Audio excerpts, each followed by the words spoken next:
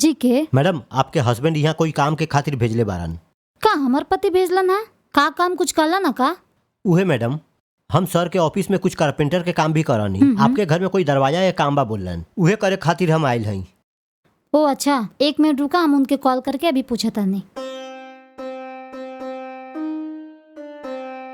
लागत है कोनो काम से व्यस्त बड़न, फोन नहीं खन उठावत। तू अभी जाके ना बाद में अइहा। मैडम हम बहुत दूर से आवतानी मैडम, वापस जाके फिर से आइला बहुत मुश्किल बा मैडम। जल्दी जल्दी अभी करके चल जाई। पैसा के लिए आप चिंता मत करी, हम सर से बाद में भी ले सकतानी, कोई बात ना मैडम। ऐसन बका का भाई मैडम इतना सोचा तानी? ना कुछ ना, कौन सा केवाड़ी रिपेयर करके बा हमके कुछ ना बतैला ना। मैडम आपके घर के सब दरवाजा दिखा दी, ओ में से कौन दरवाजा रिपेयर करे के बा हम देख लेब। अच्छा ऐसन, ठीक बा, आप अंदर आ जाई।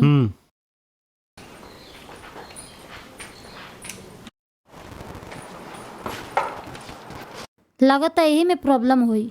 ठीक बा मैडम, ये चेक करके हम बतावा तानी का प्रॉब्लम बा। ठीक बा।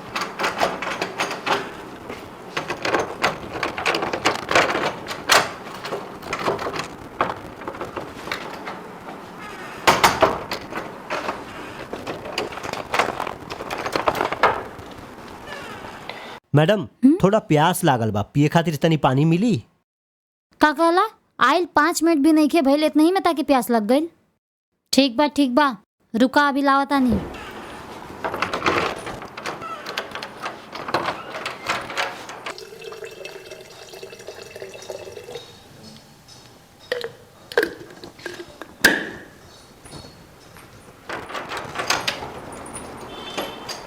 ई ले ली पानी। Thank you madam.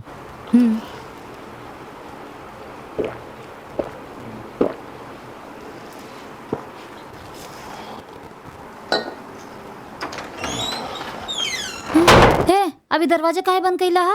वो कुछ ना मैडम। का कुछ भी ना, केवाड़ी खोला तू। जोन हार तहार गला में बाना वो निकाल के हमारे हाथ में रख दा। का कहला तू?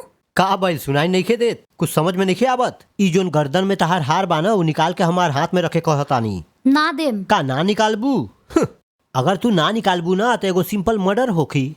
चैन चाही ना कि जान चाही, ई तूहे डिसाइड करा। ठीक बा, हमके कुछ मत कर दिया, हम अभी देता नहीं। जल्दी निकाल। हाँ 1 मिनट। इला।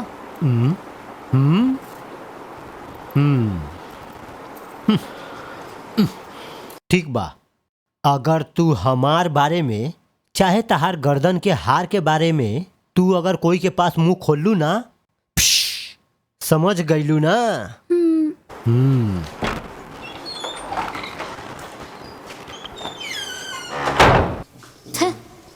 अच्छा ही जब हम करत रहनी त ना उठैलन, अभी करत रहन। हेलो बोली, का बात बा? सुना ना, तू भेजला बोल के वो कारपेंटर घर आए रहल। अचानक दरवाजा बंद करके ना हमके धमकी देके गहना लेके चल गए। हम केहू के ना भेज लिया, हमार फोन करे तक तू वेट कर सकेला ना। अब देखा केहू आके सब कुछ चुरा के ले गई। ठीक बा, थोड़ा वेट करा, हम अभी घर आवतनी। दोनों थाना में जाके कंप्लेन करब। ठीक बा जी। सर मैडम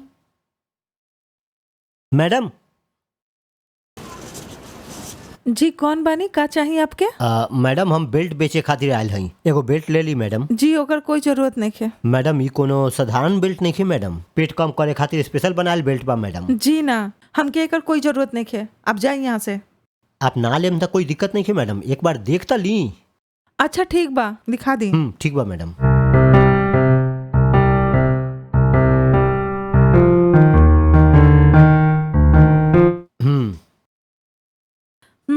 देखे में तो नॉर्मल बेल्ट लगा था, एकरा तो स्पेशल बेल्ट बोला तारा। इता नॉर्मल बेल्ट नहीं है मैडम, बहुत पावरफुल बेल्ट बा। अगर 90 दिन तक आप यूज करब तो पेट जरूर कम हो जाई।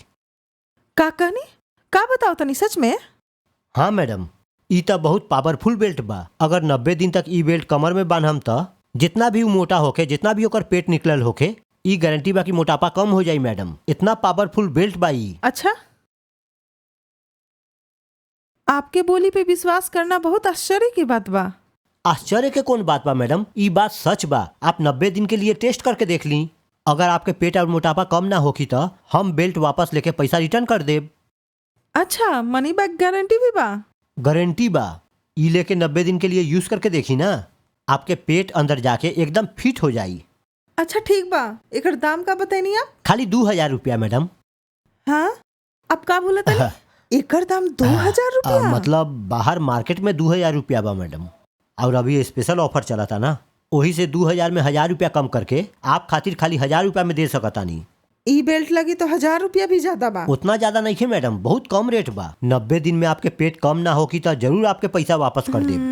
अरे हाँ, मनी बैक गारंटी भी तो बा। आप का सोचता नहीं मैडम, ले ली ना मैडम, अच्छा काम करी, एक बार यूज करके देखी ना, आपके जरूर पसंद पड़ी। अच्छा ठीक बा, हम ई बेल्ट के ले लेतनी। Thank you madam. 2 मिनट रुकी, हम पैसा लेके आओ तनी। ठीक बा। बाप रे, एगो बेल्ट बेचे खातिर इतना बात बोले के हो की का? आहा, माल आ गई। ई ली। ओके मैडम। मैडम, हाँ? अगर ये बेल्ट ठीक से काम ना करी तो हाईली मैडम, ई नंबर पर कॉल कर देब, हम बेल्ट वापस लेके आपके पैसा रिटर्न कर देब। ठीक बा ना मैडम? हाँ, ठीक ओके, बा। Have a nice day. Okay, bye. Thank you. हाँ, अरे आ गई नहीं आप, बैठी ना। हाथ में का बा, बेल्ट बा का? सुबह ना एक सेल्समैन दे के गई हा, एकरा पहने से हमार पेट कम हो जाई बतावत रहे। 1000 रुपया दे के ले ले बानी हम, बोलस एकरा में चिप भी बा। ये में चिप कहाँ बा? उहे कलस इहे में बा। उ जो बोलबे तू सब कुछ ओकर बात मान लेबे का? मार्केट में ही 100 रुपया में मिली, वो 1000 रुपया में बेच के तोहरा के बेवकूफ बना के चल गई। उ तो ई भी कलस की 90 दिन में ई काम ना करी तो हमके पैसा रिफंड कर दी। नंबर भी दे ले बा उ। ठीक बा, ओकर नंबर पर कॉल करा। जवन नंबर पे रहुआ कॉल करतानी वो अभी सेवा में नहीं खे, कृपया नंबर के जांच करके डायल करी। देख लो, मोबाइल स्विच ऑफ आ रहल बा। जितना बात तू बोलला है ना, एको बात सच नहीं खे बा। कौनो चीज खरीदे के पहले बहुत सोच समझ के बुद्धि से काम लेवेला। अगर कौनो कंफ्यूजन रहे तो हमसे पूछ सकत रहे ना। अब देखा, 1000 रुपया पानी में चल गए। सॉरी जी।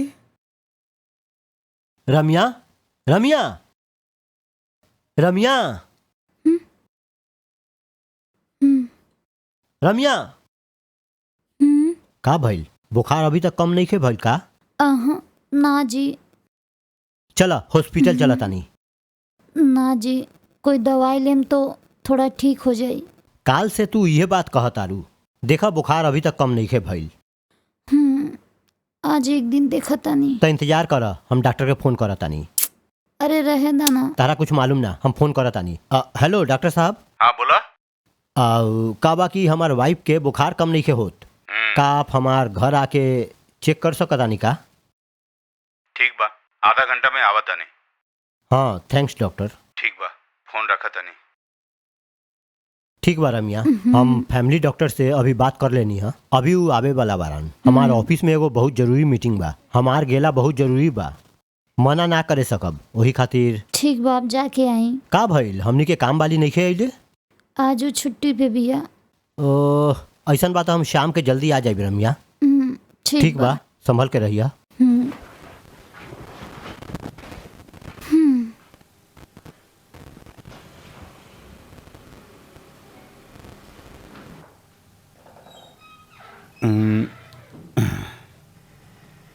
रम्या मैडम, रम्या मैडम, मैडम, मैडम। काफी हो डॉक्टर बानी जेके हमारे पति भेजले हाँ जी, थोड़ा उड़ जाए ना।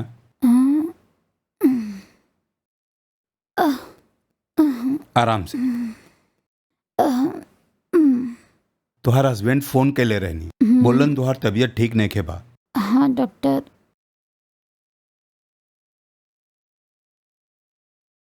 तनिक हाथ दिखाई।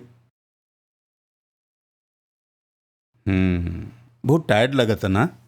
हाँ डॉक्टर। ये बुखार कब से बा? 2 दिन से बा डॉक्टर। सर्दी और माथा दर्द बा का? ये सब कुछ नहीं के डॉक्टर, खाली फीवर ही बा। रात के की खेले रहनी? सिर्फ 2 इडली खैनी है हम। ठीक बा, सुबह कुछ खेलू का? अभी तक तो ना डॉक्टर। बुखार बहुत ज्यादा बढ़ गईल बा। कल कोनो दवाई खेले रहले का? ना डॉक्टर। ठीक बा, एगो इंजेक्शन दे, सब ठीक हो जाई। ना इंजेक्शन ना चाहिए डॉक्टर, इंजेक्शन से हमके बहुत डर लागेला। इंजेक्शन ना दे तो बुखार कैसे खत्म होई? रवना कोई गोली लिख के दे दी डॉक्टर। तोहरा के बहुते बुखार बा, दवाई से कुछ ना होई, इंजेक्शन लेवे के ही पड़ी। इतना बड़ा होके इंजेक्शन से डर ताड़ू? तनिक हाथ दिखाई।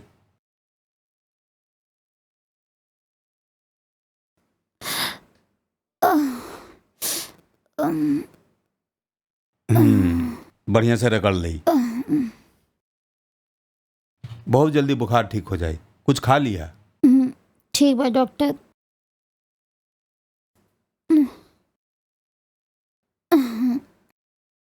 Ramiya madam, Ramiya madam.